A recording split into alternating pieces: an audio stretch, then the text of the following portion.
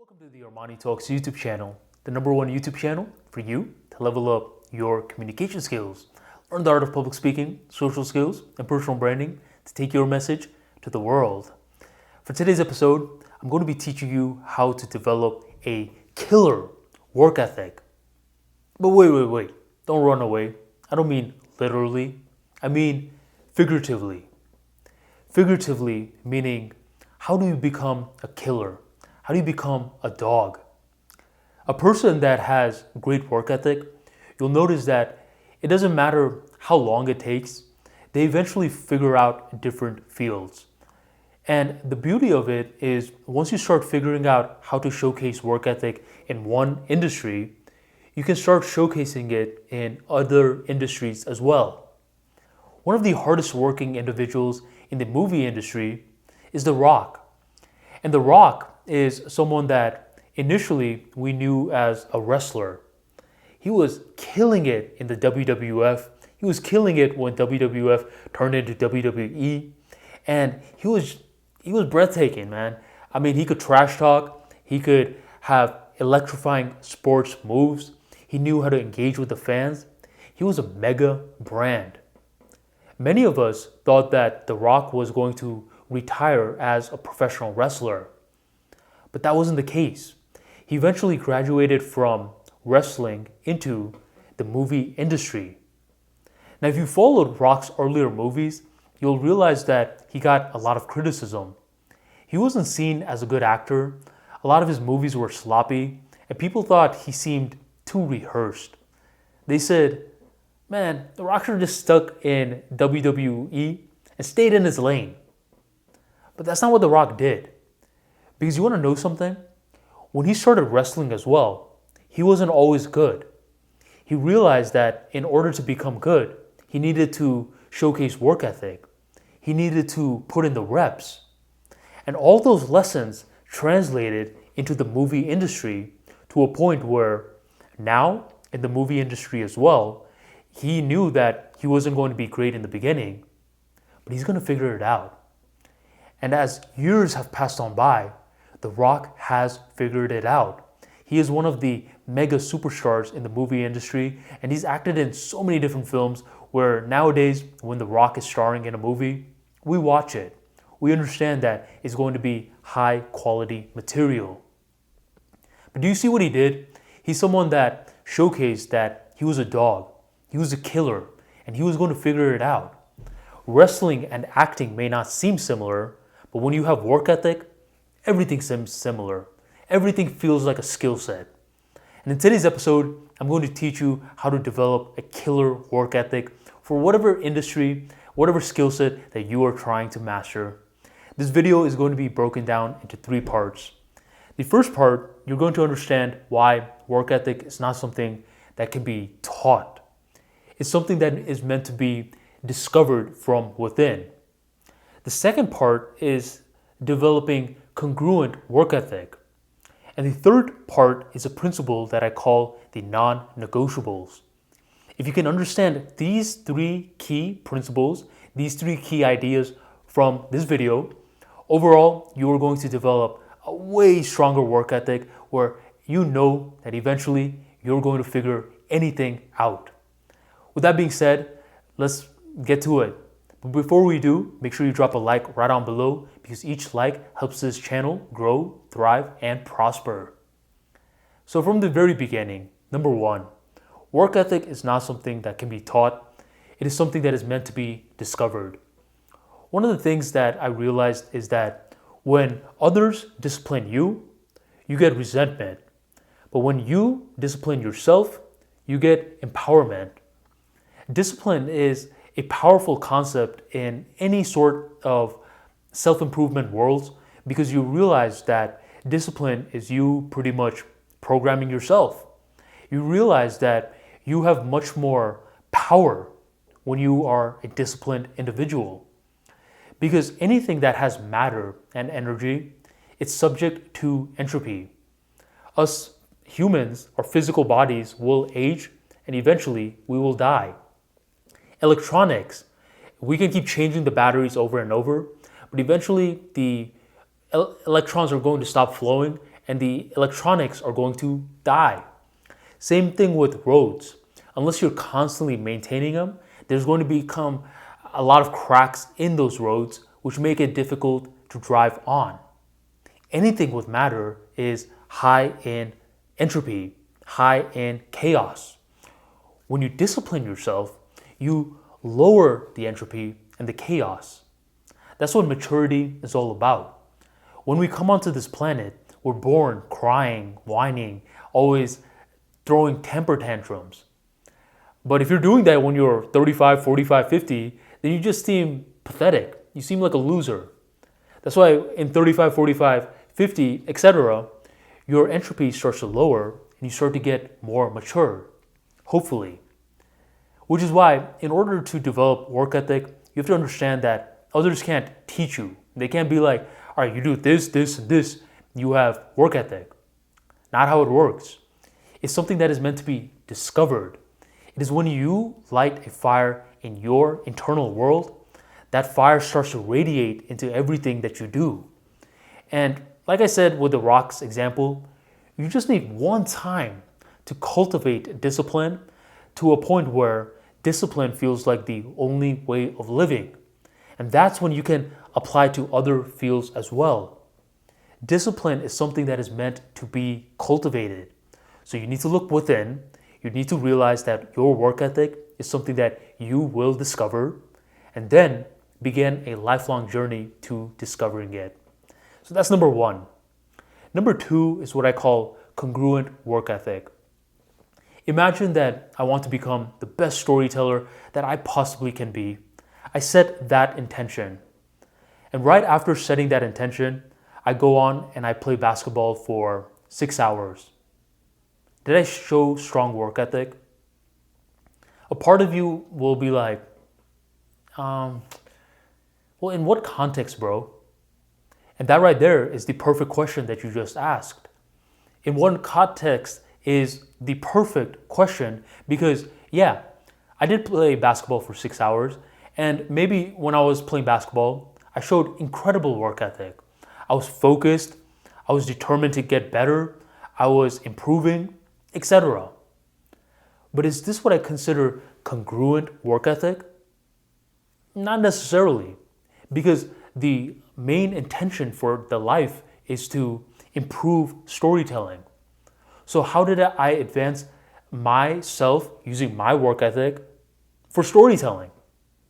I mean, unless you could tie basketball in with storytelling somehow, then I didn't showcase congruent work ethic.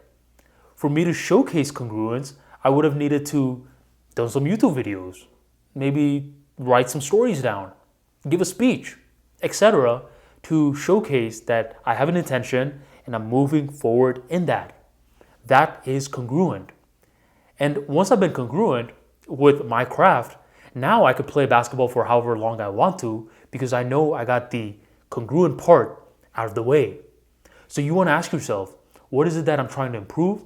And what are some of the deliverables that I need to keep moving forward? If you don't do this step 2, which is being congruent, what you'll notice is you get caught wasting a lot of time thinking that you're being this emotionally resilient individual. No, all you're doing is having your time wasted. Do not fall for the trap. Now 3, this is a key idea, and if this word has never been coined before, a phrase, whatever, I'm going to coin it. It's been created by ArmaniTalks, and I consider this the non-negotiables. The non-negotiables are something that you don't negotiate with. There's different things that we can negotiate with. Just to give you an example, imagine that you're starting off your business and you're desperately looking for clients. You are a business that deals with fashion fill. All right, that's your business name. Well, what you start doing in the initial stages is you realize that it's difficult for you to get the clients. You keep trying to negotiate different prices. You want to charge $200 an hour. Your clients want to charge $150. That's what the max that they'll pay you. Well, what you're doing at this point is you realize you're in the beginning stages. Sure, I'll negotiate with you. But instead of me paying allowing you to only pay me $150. How about we do $175? But what you're realizing is that with your hourly pay, you're able to negotiate. But imagine if your client is saying, not only do I want you to negotiate the hourly wage, I also want to buy your business name. I want Fashion Phil for myself. Now for you, you're like, wait. That's not even up for negotiation. This is my baby. I'm not selling it to anyone. You see what you did there? You took a stance. You created a non-negotiable for your business. The hourly pay you can negotiate with, but the name? Absolutely not. Scram. Well, you need to be able to do that with your skill set. Say for storytelling, I want to become the best storyteller that I can be. Well, for me, one of the non-negotiables is that every single day, I have to post a tweet. It doesn't matter if I'm sick. It doesn't matter if I got in a car accident. If I don't feel like it. It doesn't matter. It's a non-negotiable. Same with YouTube. It doesn't matter if I'm traveling, if I'm feeling sick, whatever the case is. Mondays, Wednesdays, and Fridays, a video will be uploaded. And for you, at this point, if you want to showcase work ethic, what you need to do is you need to collect more non-negotiables. Rather than saying, oh, I gotta do this, I gotta do this, I gotta do this. Ask yourself, what is it that I have to do? Because when you have a non-negotiable, what you start doing is you start tying emotions into the task. When you just mentally force yourself to do something, you can only do it for so long. But when your emotions are into it, you feel like there's a certain pull that's pulling you towards a task. And when there's a pull, you'll notice that it doesn't even feel like work. Nowadays, posting that one tweet is light work. It's easy. And it comes to a point where I rarely just post one tweet a day. I post 10. But do you see how just by having that one non-negotiable, I was able to create an emergent property? Well, you can do the same thing. What is it that you cannot take any excuses for from yourself? That is where you create non-negotiables. And from there, you start developing a strong work ethic that others can't play with. You don't waver. You see, people with weak work ethic, they just go from left to right, going too much with their feelings in a negative sense. The outside environment showcases what they should be feeling at any given moment. A person with non-negotiables is someone that is exercising emotions into a blanket task. Before, writing tweets was just a neutral act. It was nothing. But when I said, this is something that I will not negotiate with, that's when this neutral task started to have life behind it. It started to become art. And when you can speak more language of art to your subconscious mind, it listens. You start to become more invested. And the more invested that you become, the more consistent that you are. The more consistent that you are, the more that you showcase how great that you are. There's no ceiling for your improvement. That's the beauty of a skill. You can keep on improving and improving and improving some more. So that's exactly what you want to do. You want to level up your work ethic. So just a little recap on what it means to have a killer work ethic, something that no one can mess with. The first principle is to understand that others are not going to teach this for you. It's a matter of discovering. You can learn from other people, sure, but you're learning in a way where it's giving you more insights about yourself. That's what it means to develop a killer work ethic. Not the whatever ones. I'm talking about the killer, the dog. It needs to be uncovered. The second one is that you want to make sure that your work ethic is congruent towards a life purpose. If you're just showcasing work ethic randomly, that's not necessarily a bad thing, but what you'll realize is that ultimately you don't feel fulfilled. You feel extremely disjointed. You showcase work ethic, yet you feel like, why does it still feel like I'm missing something? It's because you're doing stuff that is not congruent with your life. Make it congruent. And the third part is to have non-negotiables. Acts in itself are neutral. There's no color to it.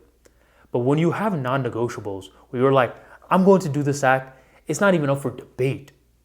That is when you add color to a neutral act. Your subconscious mind loves emotions, it loves colors, it loves art.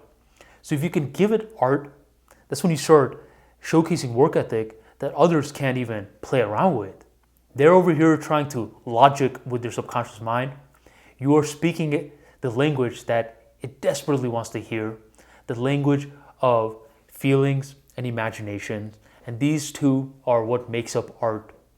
Your work ethic eventually will allow you to be super consistent.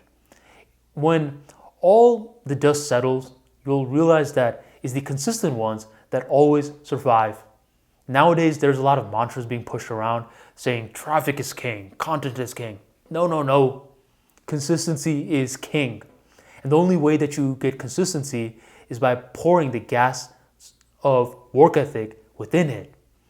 Have this two combo, consistency, work ethic, and you become unstoppable and you realize that everything is a skill set.